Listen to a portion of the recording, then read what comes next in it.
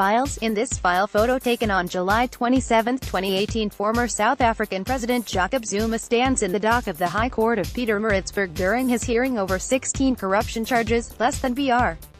Greater than a public inquiry opened in South Africa on August 20, 2018, probing alleged corruption under scandal-tainted former President Jacob Zuma, who is accused of overseeing widespread graft during his 9-year reign.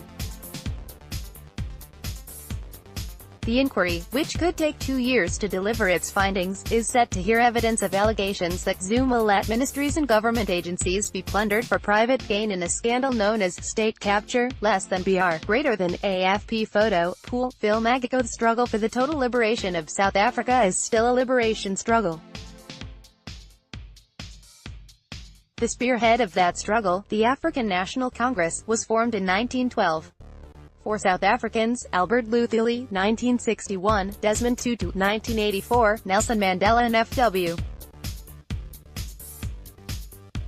de Klerk, 1993, have been awarded the Nobel Peace Prize in the course of the struggle, and, were we counting? Because the struggle is still struggling. Why is this so? Right now there is an inquiry going on in South Africa under the name of state capture. From various reports over the last 36 months or so, the government under former President Jacob Zuma is accused of massive repeat industrial-type corruption through the capture of crucial state organs by a few well-placed persons, including one of the sons of the president. Over the same period, the ruling African National Congress attempted to convince President Zuma that what was happening under his watch is corruption and that he should do something about it.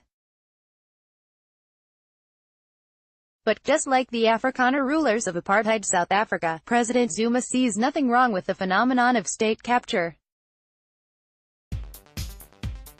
The experience of the South African liberation struggle teaches us that when the struggle is determined to liberate both the oppressed and the oppressor at the same time, total liberation takes just a little longer.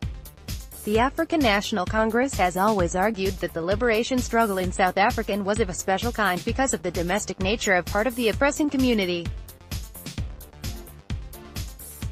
While the British arm of oppression could go back to Britain at independence, the Boer arm that has lived in the country for 350 years has nowhere to go but South Africa.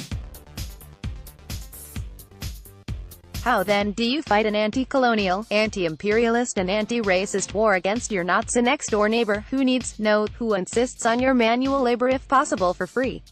Mindful that you would still need to live with this community in perpetuity, you must convince it of the wrong-headedness of separate development or segregation or apartheid, which would disadvantage you in your own country. And as long as he refuses to be convinced, so long would the liberation of the country be held back, as is the case today. Fundamental to all organized prejudice are danger and violence. What the Boer set up at the time of the Union of South Africa in 1910, and British agree, is organized prejudice. Dangerous laws were made to be defended by state violence. Only the threat of danger and the possibility of a violent opposition to the organized prejudice would solve the problem. Yet, organized prejudice insists that those opposing it must oppose it by non-violence. For decades, those who suffered from the apartheid laws of the Union of South Africa followed this non-violent path. When the notorious Native Land Act was passed in 1913, the newly formed South African Native National Congress, which changed its name to the African National Congress in 1922, protested against the law. The effect of the law is still a South African political reality today. That law gave 80% of the land to 10% of the population. And even the 20% left for the black population was the drier, less fertile parts of the country. These became the Bantustans. Even here the black governments of the Bantustans owned the land only down to 6 feet into the ground. Thereafter, the rest belonged to the white apartheid government. How did the ANC try to convince the Afrikaner that apartheid was not a good thing and that sharing would be a better idea? First of all, the Africans insisted on their humanity and asked the Afrikaner to recognize shared common humanity. You say you are Christians, believers in God and His children. We too are God's children, believers too, though darker-skinned. The Afrikaners replied by passing the Dutch Reformed Church Act in 1911, which barred Africans from being members of their church. Second of all, the ANC asked the Afrikaner to remember that if the Afrikaner did not stop organized prejudice, a day was coming when Nemesis would catch up with them and the aggrieved would avenge all the wrong that had been visited on him or her or it. Nemesis is the Greek goddess, usually portrayed as the agent of divine punishment for wrongdoing or presumption. This warning is usually ignored in spite of the example of what happened in Haiti in January 1804. On that date, the leadership of the struggle to liberate the slaves of Saint-Domingue from their French enslavers, murdered all white men, women and children in the country with the injunction that no white person should ever step on Haitian land, on pain of death. Appeals failed in South Africa.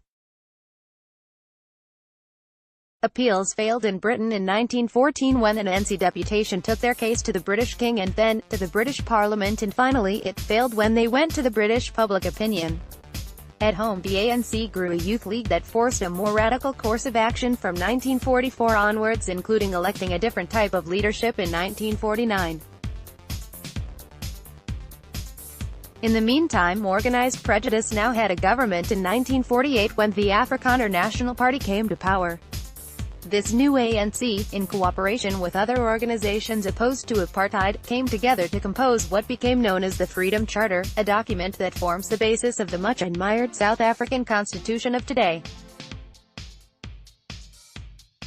The first sentence of that document says, "South Africa belongs to all who live in it, white and black." That was in 1955. In 1959, the Pan-African Congress of Azania broke away from the ANC because it disagreed with that sentence.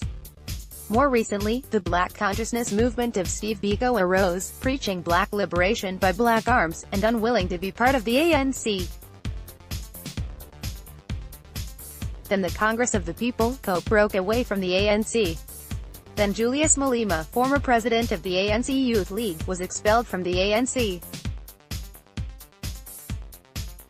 He formed the Economic Freedom Fighters, who has sworn to take land back from whites and give it to black people without compensation to any so-called prior owners. Is South African liberation finally in view? Bank Old Automotoso at elixiruniversity.edu.ng